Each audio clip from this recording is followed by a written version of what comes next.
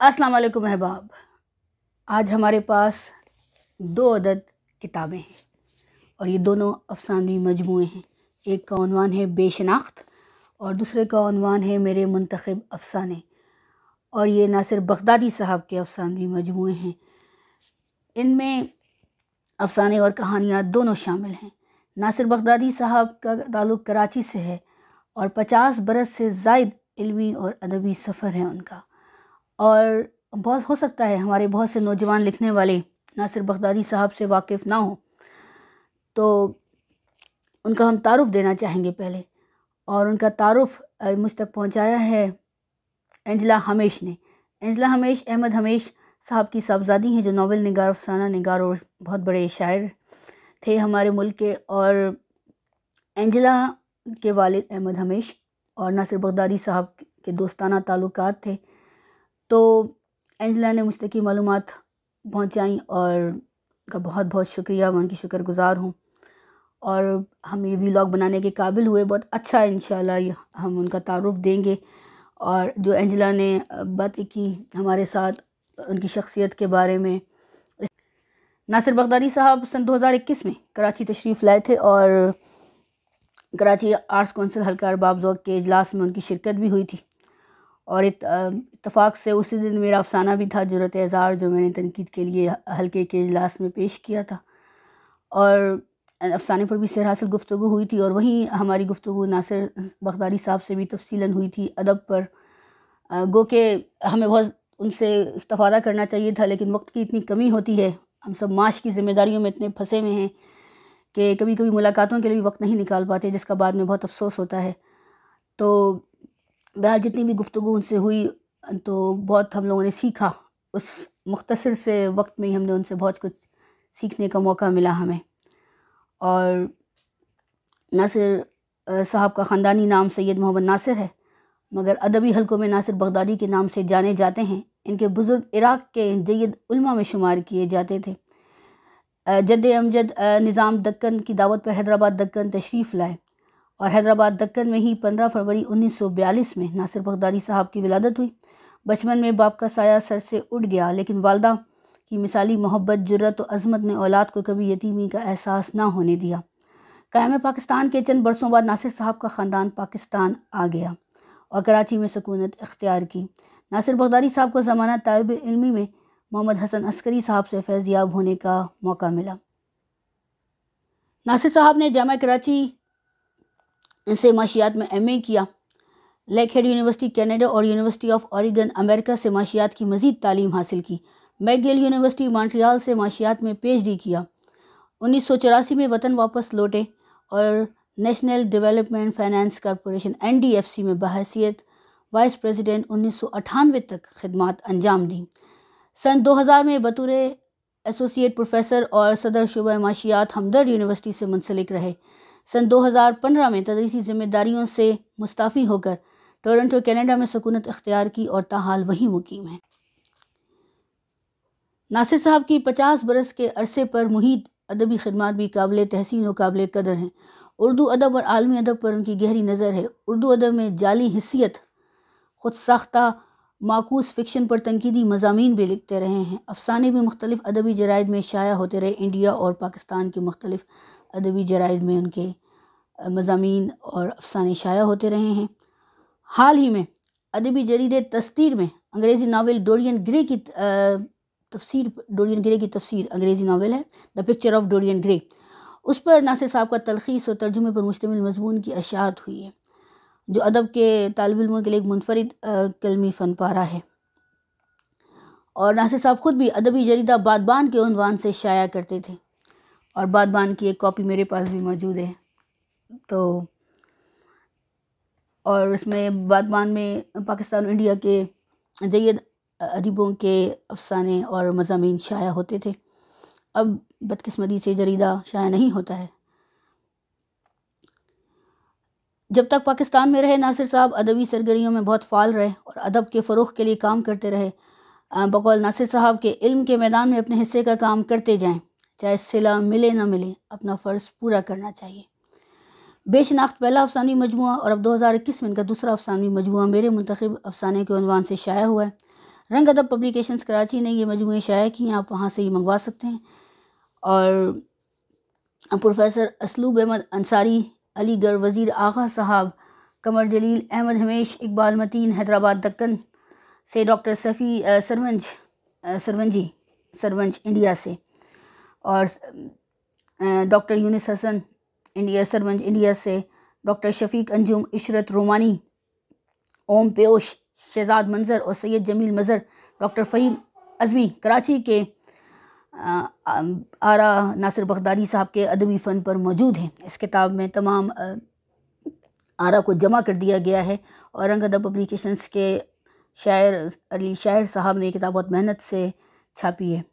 میرے منتخب افسانے میں 19 افسانے شامل ہیں، اور اس مکمل پڑھ لی میں نے کتاب، اور بے شناخت بھی پڑھی تھی، اور اس کے علاوہ تستیر بھی میرے پاس موجود ہے، میں نے اس میں حالیہ مضمون بھی پڑھا ہے دا پکچر آف ڈورین گرے کے اوپر۔ تو جو میری کیا رائے اور میری کیا حیثیت، لیکن جو بات بہت نمایاں میں نے محسوس کی، اور اسی لیے یہ ویلاگ بھی بنایا ہے، اس بغیر کسی شرط کے یہ ویلاگ بنایا گیا ہے، میں یہاں یہ بتانا چاہتی ہوں۔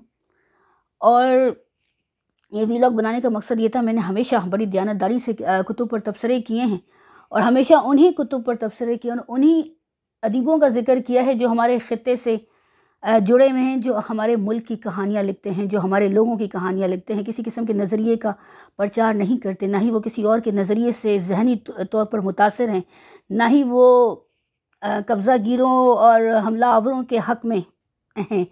تو میری کوشش ہوتی ہے کہ ہم ایسی ہی کتابوں کا ذکر کریں جو ہمارے اپنے لوگوں نے اپنے لوگوں کے لیے لکھی ہیں، کسی نظریے کے پرچار کے تحت نہیں لکھی گئی ہیں، انسانوں پہ لکھی گئی ہیں۔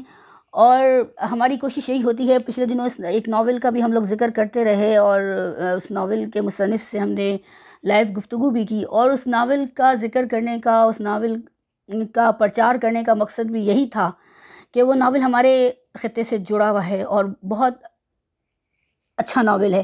گو کہ ہم نقاد اس پہ جو بھی تنقید کرتے رہیں، ہمیں وہ ادب کے حوالے سے تنقید کی جاتی ہے، لیکن ایک قاری ہونے کی حیثیت سے، ادب کی ایک طالبہ اور ایک قاری ہونے کی حیثیت سے مجھے وہ ناول اس لیے پسند ہے کہ وہ ہمارے خطے سے جڑا ہوا ہے، اور یہی بات ناصر بغدادی صاحب کی کہانیوں میں بھی ہے۔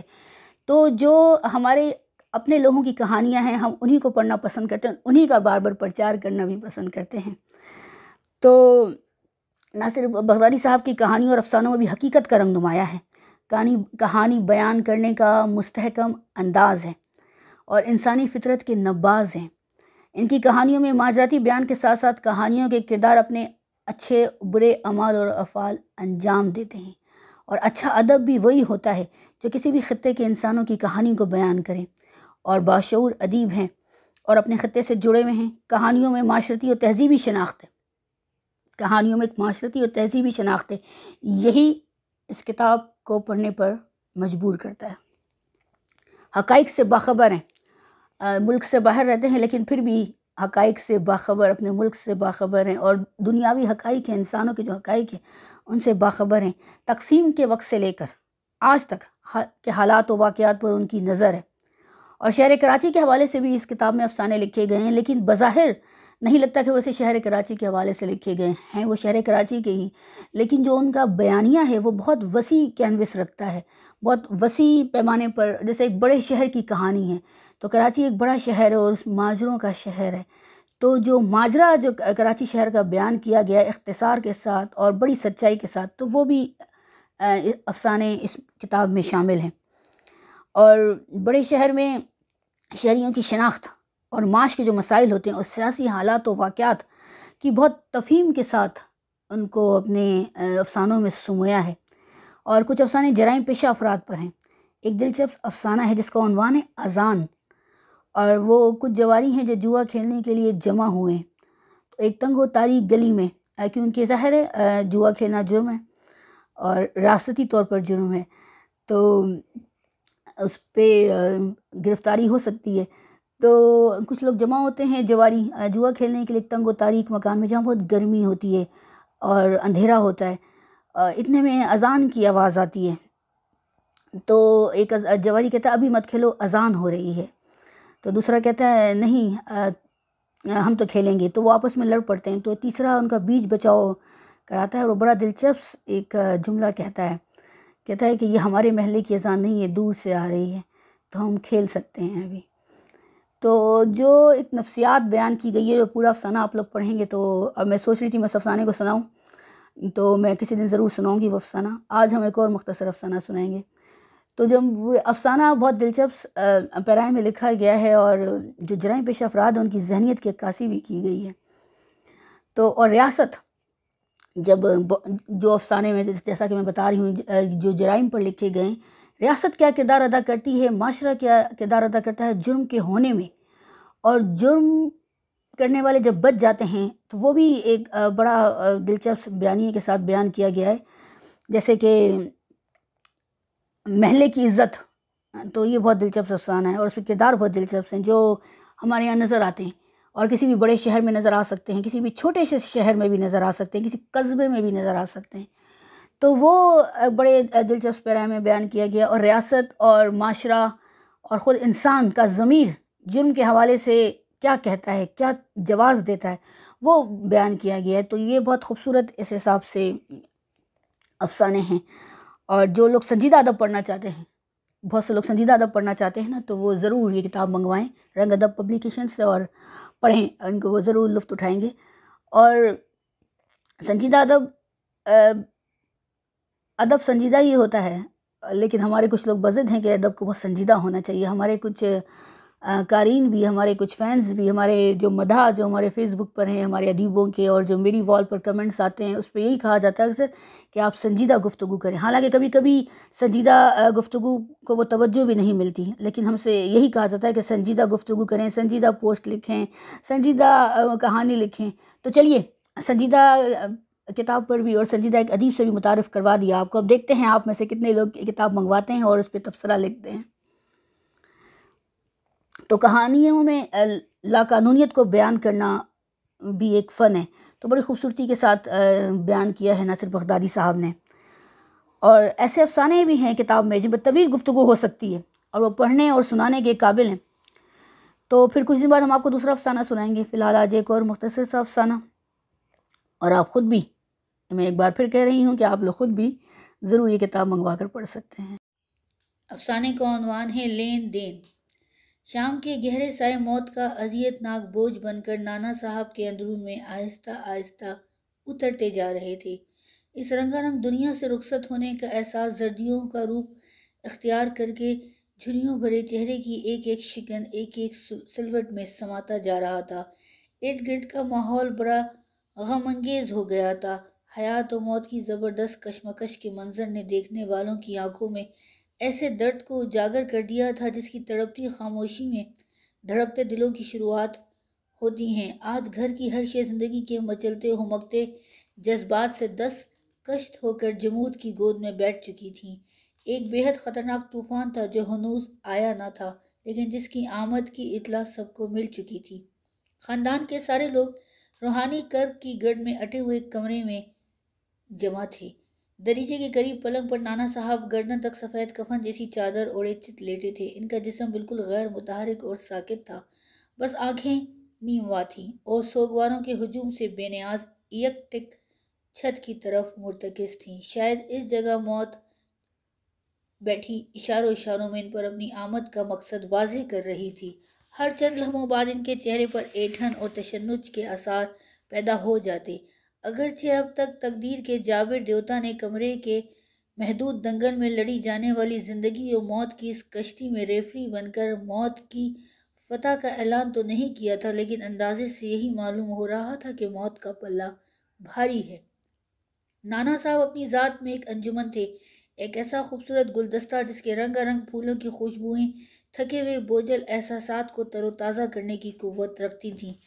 وہ محض اپنے گھر کے نانا نہیں تھے، بلکہ ان کی متاثر کن شخصیت کے بو کلموں پہلوؤں نے انہیں جگت نانا بنا دیا تھا۔ حتیٰ کہ وہ حضرات جن کی 2-2 فٹ لمبی داڑھیاں تھیں اور جو خود کئی بچوں کے نانا بننے کے شرف حاصل کر چکے تھے، وہ بھی ان کو اس انداز سے نانا صاحب کہتے تھے جیسے وہ واقعی ان کے حقیقی نانا ہوں۔ مگر انہوں نے اس بات کا کبھی برا نہیں منایا تھا۔ ایسے حضرات سے وہ اسی طرح پیش آتے تھے جیسے اپنے حقیقی نواسوں سے پیش آتے تھے۔ نانا صاحب یوں تو گوناگوں خوبیوں کے مالک تھے، لیکن جیسا کہ سب جانتے ہیں کہ انسان لاکھ اشرف المخلوقات صحیح لیکن وہ بے عیب نہیں ہو سکتا۔ کچھ ایسی ہی بات نانا صاحب کے متعلق بھی کہی جا سکتی تھی۔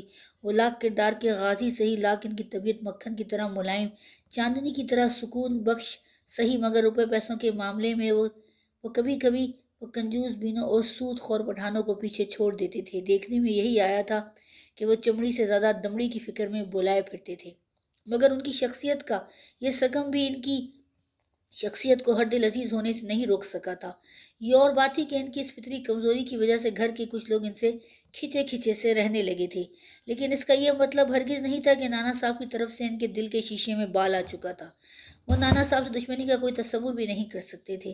فطری اختلاف کے باوجود سب نانا صاحب کی ذات گرامی کو گھر کے لیے نعمت غیر مترکبہ سمجھتے تھے اور ان پر سو جانوں سے فریفتہ تھے۔ اس کی زندہ مثال یہ تھی کہ اولاد کے سر کے بال سفید ہو گئے تھے، مگر اس کے باوجود آج تک کسی نے جائیداد میں اپنا حصہ مانگنے کی ضرورت محسوس نہیں کی تھی۔ کاروبار ابھی نانا صاحب کے ہاتھ میں تھا جو وہ بڑی کامیابی سے چلا رہے تھے۔ آج اس احساس کے زیر اثر کہ نانا صاحب کی دائمی رخصت قریب ہے، سب کے کلیجے منہ کو آ رہے تھے۔ وہ سب اس طرح خاموش سر جھکائے ہوئے کھڑے تھے جیسے انہیں سانپ سونگھ گیا ہو، اور پھر اچانک ہوا میں ایک بےتاب جھونکا کمرے کی زخمی فضا میں کبوتر کی طرح پھڑ پھڑایا تو نانا صاحب نے اپنی آنکھیں کھول دی۔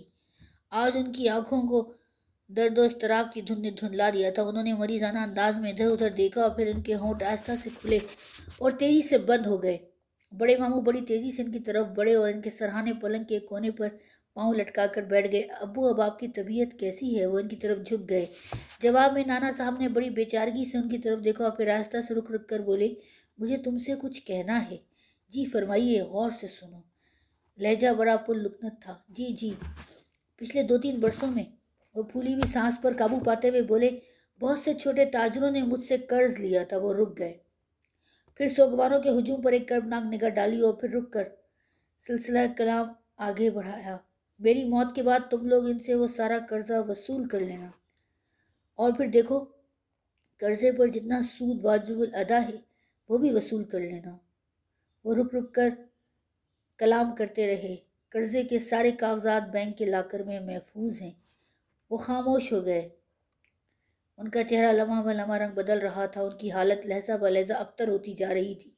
کمرے میں خاندان کے لوگ یوں سر جھکائے چپ چاپ کھڑے تھے جیسے ان کی قوت گویائی سلب ہو گئی تھی۔ بس نانا صاحب کی بات سن کر چند ثانیے کے لیے بڑے ماموں اور چھوٹے ماموں کے چہروں پر ہلکا سا گلابی رنگ پھیل گیا تھا۔ خدا کا شکر ہے کہ موت نے مجھے اتنی مہلت دی، نانا صاحب نے رک رک کر کہا، اور میں تم سے یہ بات کہہ سکا۔ نانا صاحب نے بات ختم کی۔ چھوٹے ماموں چند قدم آگے بڑھے۔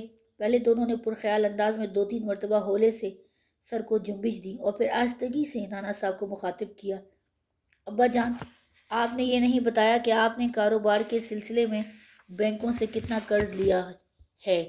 ان کی بات سن کر نانا صاحب کا کمزور جسم ہلکے سے کانپا، چہرہ اداس شاموں کی طرح بجھ گیا، ہونٹ کپ کپانے لگے۔ اف میرے خدا! ان کا لہجہ اضطراب سے لبریز تھا، کتنی سردی ہے! ارے یہ دریچہ کیوں کھلا ہے؟ اف وہ ہوا بہت سرد ہے، مجھے لحاف اڑا دو ہوا۔